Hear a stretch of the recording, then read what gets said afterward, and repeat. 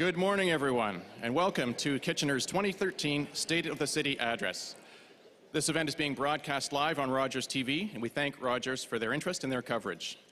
My name's Jeff Wilmer, and I'm the Chief Administrator with the City of Kitchener. It's our privilege today to welcome a number of elected officials who have joined us. And while I won't mention them by name, I will mention them and ask them after we've introduced all their representative boards to rise and be acknowledged. So we have members of Provincial Parliament here with us today, school board members, regional councillors, mayors and councillors from other local municipalities in our region, and of course, a large number of our own Kitchener City councillors. So thank you all for being here, and would all the elected officials please rise so we can acknowledge you. Thank you.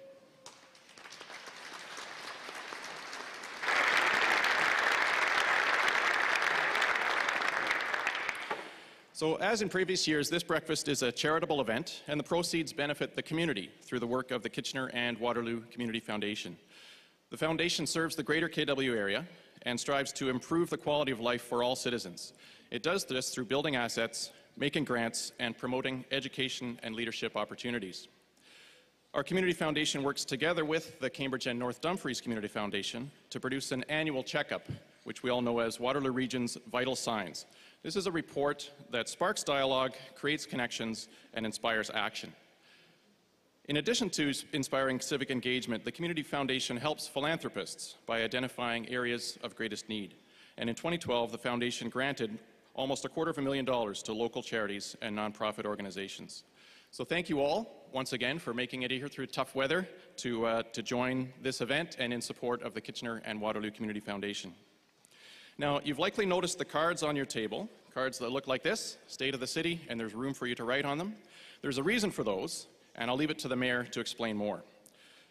Mayor Carl Zehr is now in his 16th year as Mayor of Kitchener, and he's delivered an annual State of the City address every year since 2005. Ladies and gentlemen, please welcome Mayor Carl Zehr.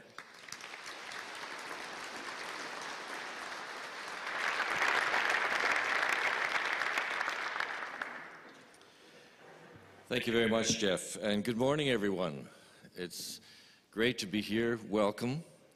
And for those of you, of course, all of you who have braved the weather this morning, a few people didn't make it, and I think that's because the media overreacted a little bit and how bad the roads were this morning. Fortunately, as I came in, it was just wet, as I'm sure that as you did, and not too much of the ice that was being called for. A little while ago, I watched my grandson in what I would call a rare moment of quiet play. He settled down with a coloring book, connecting the dots, number after number, up and down, sideways, and he worked away until he finally created something new and something he hadn't envisioned. It occurred to me that city leaders are faced with puzzles as well. What we do, the paths we choose, and the connections we make all impact where we end up, and eventually create the reality that we all work within. It also occurred to me that city leaders are not the only driving force that shapes a city. Throughout the ages, citizens, business leaders, and even pop culture influence decisions that are made and directions cities take. Think about last year, when we marked 100 years as a city and celebrated all that is Kitchener. Over the past century, there have been many decisions that are now embedded in the history of this city. There are fascinating connections between those decisions from decades ago and their impact even today. Take, for example, the factory tax. In 1874, in response to the voice of Kitchener's industrialists, an official factory policy was established to provide 5-year tax exemptions to all new manufacturing businesses. What was the result of that? It meant that Emil Vogelsong could add more jobs to his growing button factory. It meant a break for new factories in Kitchener and the beginning of a solid manufacturing presence in this city. Regionally, manufacturing has been and still is an important part of this area's economic identity. What has changed is that we are not making buttons anymore. We're entrenched in advanced manufacturing, which of course speaks to the flexible workforce and diverse economy. This region has one of the highest employment participation rates in the country. This means that we have more people coming here and entering the workforce here.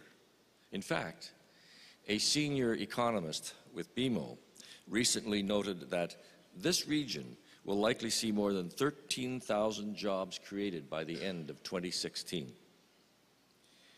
While Kitchener's historic entrepreneurs may have been manufacturing focused, they were also progressive, innovative leaders.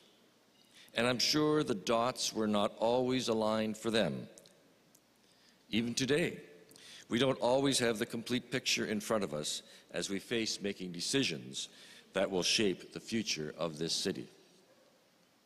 But, like those who went before us, we must be visionaries, strong in our convictions and adventurous enough to begin the journey. And like them, we know it's important to look beyond the what is and explore the why not. Before I get into the why not of the future, let's look at where we are right now. Let's look at the city's financial condition, and I know you're all riveted for this. When we look at our balance sheet, you will find, well, balance. Today, we have more than enough cash and investments to cover our outstanding liabilities. Quite simply, if we had to pay our debt tomorrow, we could. And when we talk about debt, yes, we have had a higher than normal debt load in recent years. But let's not forget, that debt was not created by frivolous spending. That debt was created by what has become a renowned investment plan, EDIF, the city's Economic Development Investment Fund. The legend of EDIF is that it was mapped out on a pizza box. The reality, of course, is that we think beyond the box. Now in the 10th and the last year of the EDIF levy increase on property taxes, I have taken a long, hard look at the success of this investment. Today, more than ever before, it is clear that EDIF was the right thing to do, and in just a bit, I'm going to touch on some of the dots we connected by implementing EDIF. This year, we passed an extremely good budget. And like my council colleagues, I too struggled with some of the decisions that had to be made. One of those most difficult decisions, of course, was the challenge with the budget for the fire services. Time and again, I have said that the current arbitration system and the levels of arbitrated compensation are simply not sustainable for municipalities. The time has come for the province to deal with this situation. It's not a newsflash that it costs a lot of money to keep this city running at the level we all expect. Our residents and our business community know this and have told us they understand the challenge. They also told us that any tax increase should not be higher than the rate of inflation. They told us that services are important and they value the services the city delivers. We heard that this community expects us to be fiscally responsible and prudent. We heard that when considering expenditures and potential reductions, council must be informed and remain rational in their decisions. Connecting all of those dots created the 2013 budget picture. 1.39% tax increase while still keeping service levels where they need to be. Ultimately, the budget was passed unanimously, and as you can imagine, this is no small feat. The reality is, it isn't council shaping the budget. It's the citizen's voice. And this annual exercise illustrates how community shapes the city's direction. The budget must reflect the citizens' priorities in action, because meeting those priorities makes Kitchener a truly livable city. Now, Kitchener is a growing city. There's nothing new there. And with this growth comes exciting opportunities and challenging realities.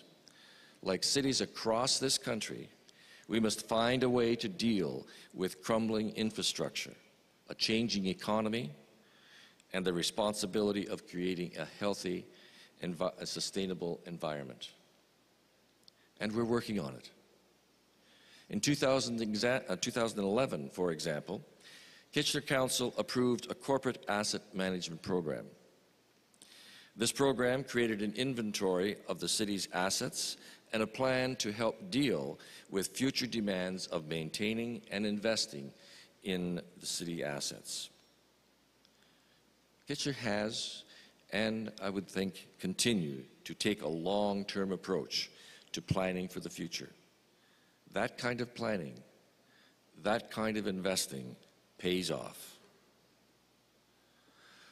Looking at all of the dots we need to connect: infrastructure, environment, economy, growth, prosperity, it can certainly look like quite a puzzle. And with the voice of the community, the only way to connect those dots is step by step, one by one, with a lot of twists and turns in the way. We must remember, too, that sometimes results take years. Some dots are far apart and take a long time to connect. Think of the Rapid Transit Project. The train is coming, and there's no turning back. And it's very exciting for this city. We're busy working with the region on station area planning right now. The heart of the system will be right on the doorstep of our downtown. That is truly significant. Yes, and you won't like this, construction will be disruptive for a while. But let's look beyond the inconvenience. Let's picture this city and this region 10 or 20 years ahead. Only then we will see that without this transit system, we would be paralyzed and we would have gridlock. Now, I hate to sound like a broken record with one analogy I've used before, but by comparing the LRT project to the Conestoga Parkway. But for the few who haven't heard it, I will simply say, imagine trying to navigate across the Twin Cities without the expressway. And today, even it's reaching capacity. We are a growing community. Exciting times lay ahead, and time does go fast. Think of where we were just 10 years ago. A decade ago, the City of Kitchener embarked on a new direction in economic development with its urban investment strategy. That strategy shifted the emphasis in economic development away from purchasing land to stimulating new economic clusters. EDIF provided the resources to stimulate capital projects and attract investments and developer interest in this city at a rate higher and faster than we originally anticipated. Over $750 million worth of commercial, residential, and institutional construction occurred in the downtown alone from the time the fund was announced in 2004 until the fall of last year. And all that construction, of course, created jobs, assessment, and an entirely new vibe. When we connect dots, we're actually laying stepping stones to move ahead. For example, when we started EDIF, what we really decided to do was move along an investment path and see where other dots appeared along the way. Look at the opportunities we connected through EDIF. Technology, industry, education, residential development, brownfield redevelopment, downtown investment, and of course, arts and culture.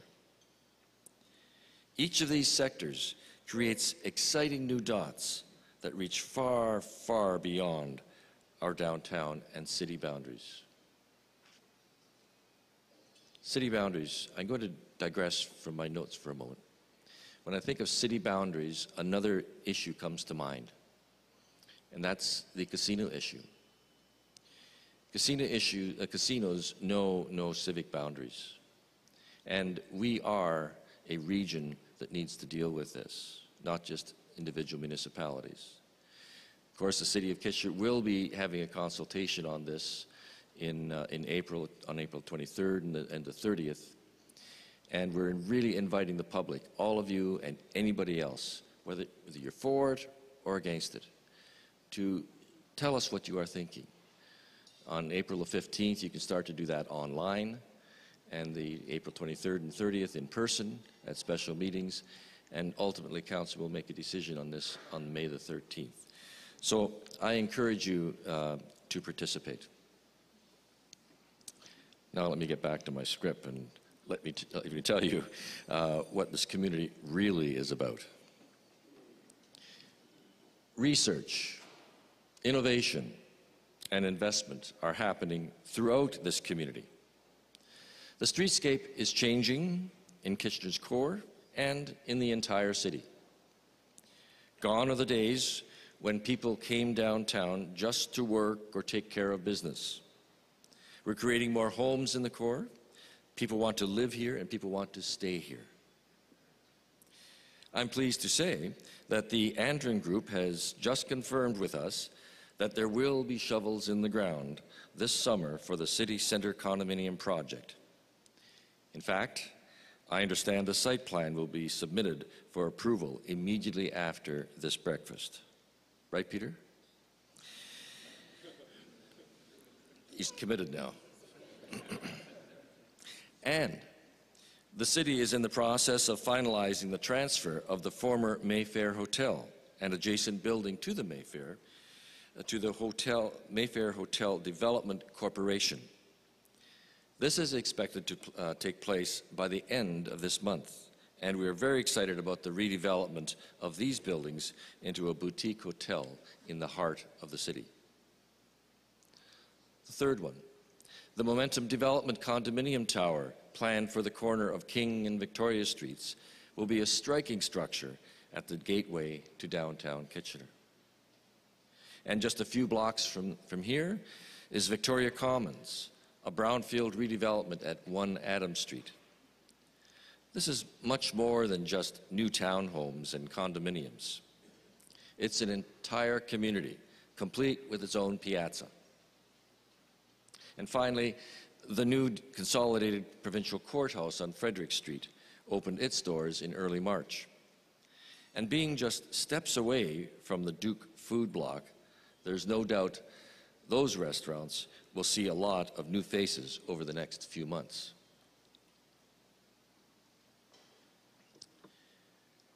As cities grow, we must remember that the time has come to grow up, not keep growing out. We know that just growing out with unabated greenfield development, new subdivisions, and ever-expanding and expensive infrastructure is simply not sustainable. But I also know that density and intensification isn't for everyone. I know that when people tell us, at least philosophically, that they agree with the concept of growing up, when they see that development come to their neighborhood, that support often disappears. But growing up doesn't mean a new apartment building on every street corner. It means taking advantage of opportunities to reuse and re-energize vacant lands and buildings to create mixed-use developments. As far back as our first zoning bylaw in 1924, we have been planning for land use in this city. We know we need to be diligent and we need to remain committed to our future growth plan. It's time to again think differently about growth. We've also identified in our Trails Master Plan that we will need $11 million for community trails. And we're working toward amenities and green spaces in southwest Kitchener. As Kitchener continues to grow, Council and the community will be faced with tough decisions on how to manage that growth to provide for housing choices. Take, for example, the Strasbourg Road extension. In this area of Kitchener, growth means extending Strasbourg Road through a challenging and delicate landscape. Yes, it's complicated. But to be blunt, the time has come for us to complete the environmental assessment. Decision time is upon us. Status quo is not a viable option. It's time for action, time for solutions, and we will find them. We always do. Kitchener's award-winning stormwater utility is a perfect example of finding solutions. As a rate-based model, this utility provides a stable, sustainable, and equitable funding source to address the environmental impacts of stormwater runoff.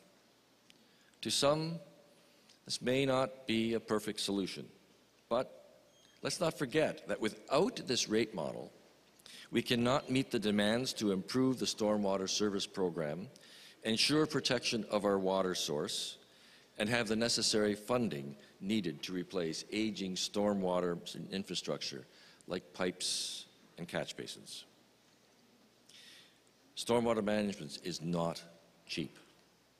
And there are plenty of other high costs that we have no control over.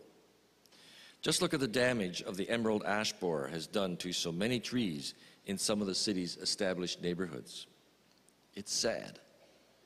We're losing trees and we have no choice. And it's going to take a lot of money to regreen our city. But remember, the emerald ash borer is not just a Kitchener problem. It's happening across southern Ontario, and it's yet another funding challenge for municipalities. I have always advocated that the federal and provincial governments must invest more into municipal infrastructure. The current model of placing the entire responsibility on municipal government is simply not sustainable. And across this country, communities are crumbling because they cannot afford to keep up.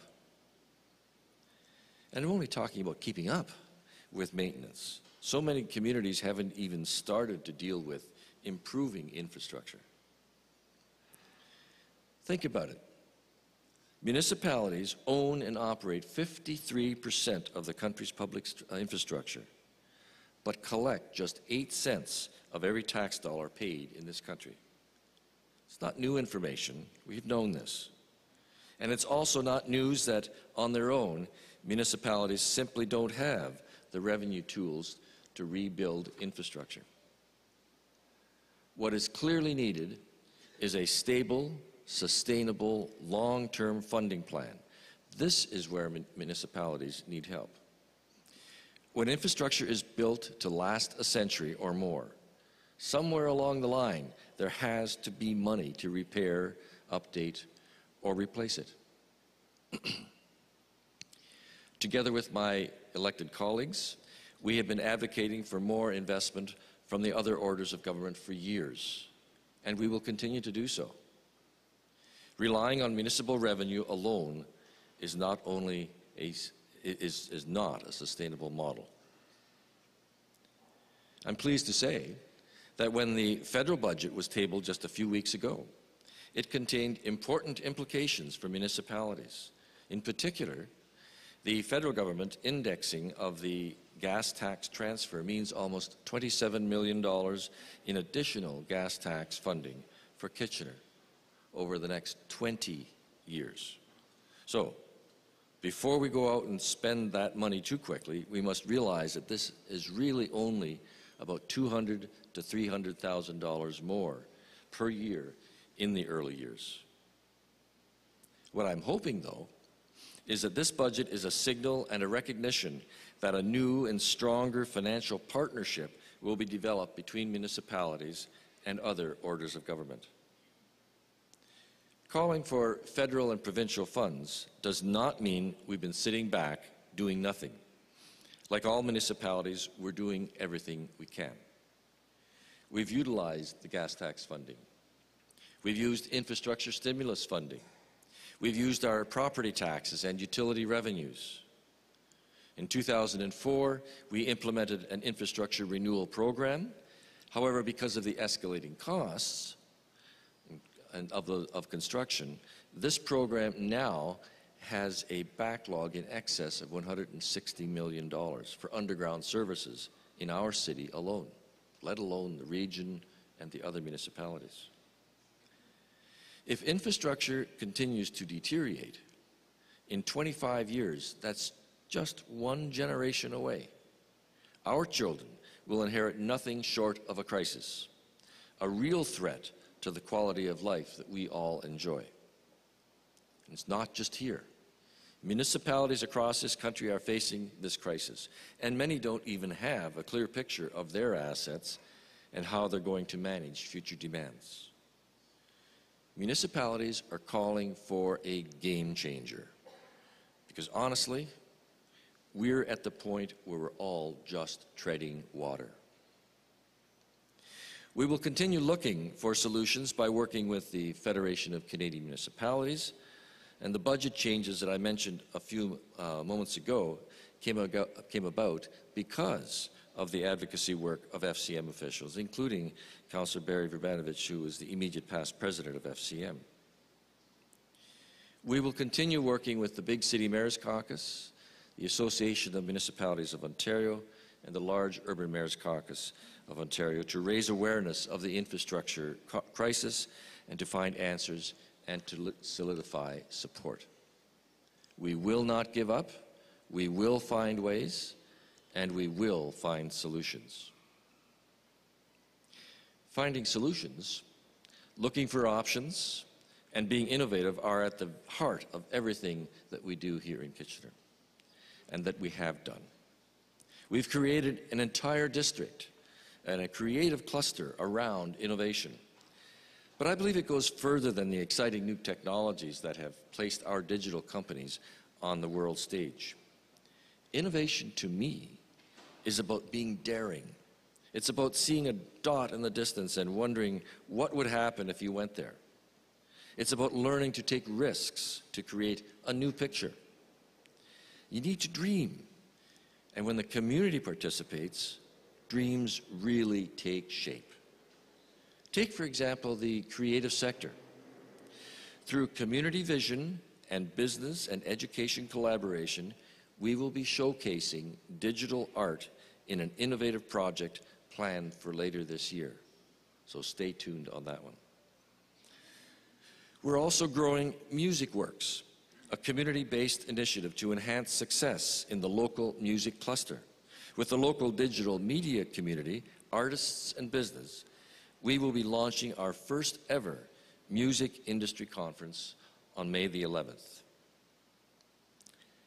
These initiatives are not only about connecting the creative vibe in Kitchener, but also about furthering the city's economic development strategy, strengthening talent, and diversifying the economy. We truly are blessed with some of the brightest minds and creative spirits in the country. And the more I listen to what people say about this city, the more connections I see to how past decisions have played out. Bob Egan is one of those talented citizens who lives in Kitchener. He's a member of the iconic Canadian band Blue Rodeo and a relatively new resident and business owner here. Bob has traveled the world and has come to not only embrace Kitchener, but brag about the city, his home. So he can't be with us today, but let's take a listen to what his message is. Hello, my name is Bob Egan. I'm a Kitchener homeowner and small business owner. I run Bob's Guitar Service on Erins and Victoria Street, but my day job is playing steel guitar for Blue Rodeo. And in the 13 years since I've been with a band, we have toured this country relentlessly. By my own conservative estimate, I've played over 600 shows in Canadian towns and cities from coast to coast. Now, during the evenings, we perform in these cities, but during the days, I usually head downtown to find out what's happening in the city, to find out what the vibe is. And after a decade of being in these downtowns, I consider myself a CDVE. That's a Canadian Downtown Vibe Expert. Now, when we finish tours, I come back to Kitchener. And of course, I head downtown to check out what's happening, to check out the vibe. And what I've seen over the past several years has been simply astounding. It's been amazing. It's been awesome. And it's been inspiring. See, when I first moved to Kitchener 7 years ago, my hip friends from Toronto would ask me where I lived. And I would sheepishly say, Kitchener, Waterloo. I did, and I apologize. But now when I'm asked, I say loudly and proudly, Kitchener, Ontario, and it rocks. The response is usually, Kitchener rocks. And I reply, yes, it does, for two main reasons. The first is that Kitchener is moving forward. The investments in infrastructure and services that I see in this downtown core are going to make Kitchener the most desirable city of the 21st century. I mean, think about it. We've got a new transit hub. We've got light rail. We've got King Street beautified. We've got Weber Street being widened. We've got the Lang Tannery, the Bright-Up Block, the new pharmacy school, the new courthouse. This city is on fire, and it's moving to the future. The second reason I tell my hipster friends is that while Kitchener is moving to the future, it is holding on to its treasured past. It is taking one of its most valuable cultural assets, the industrial buildings of the last 100 years, and it's turning them into the most desirable real estate on the market today. Live, work, loft, industrial spaces. So yes, my hipster friends, Kitchener does rock. Now, for those of you out there who are in some way responsible for Kitchener rocking, my hat goes off to you. I want to thank you, and I want to encourage you to keep up the good work, because I truly believe with your efforts and your vision that Kitchener will indeed become the most desirable city in Canada of the 21st century. And I will see you around sometime in our vibrant downtown core. Thank you. Bob,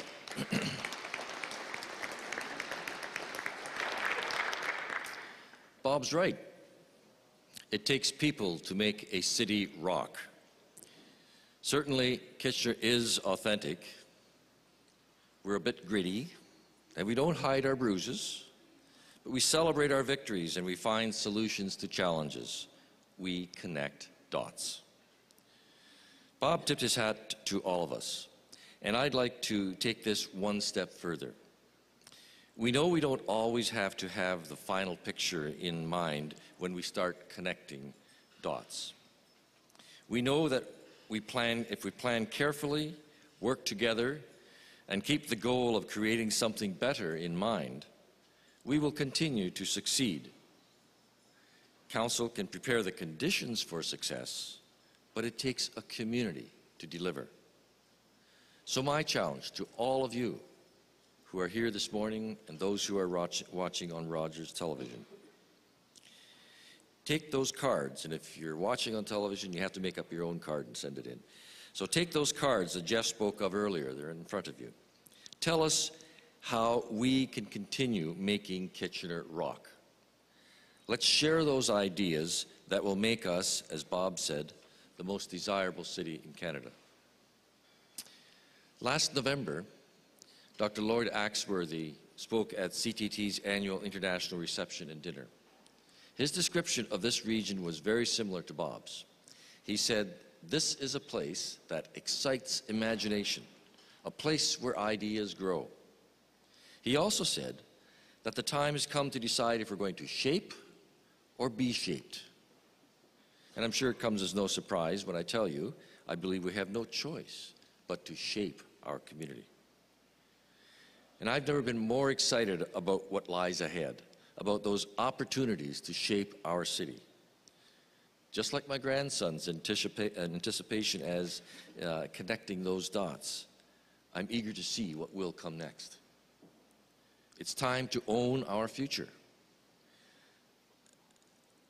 You know, this speech is traditionally called the State of the City address. But I am beginning to think the name is wrong. This address should really be called the State of Our City. And why? Because really, we're talking about our city. We are all responsible for the state of our city. We're all responsible for growing ideas and exciting imagination. If we don't connect those dots, who will? Now, more than ever, it's time for everyone to shape the state of our city. And remember, Kitchener rocks. Thank you.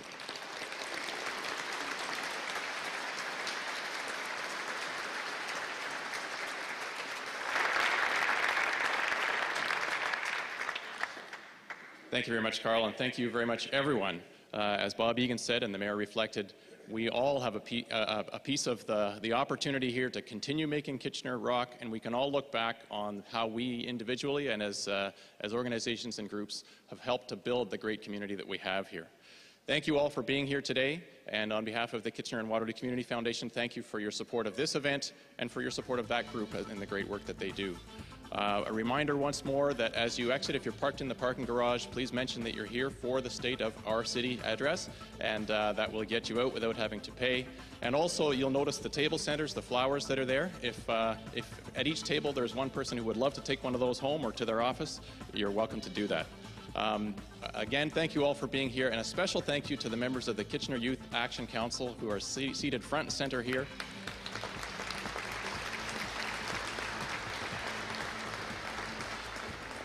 And I know for a fact, because I've met these folks on a few occasions, they're here out of a true interest and genuine enthusiasm for this community, not just because they're trying to ditch the first couple of classes today.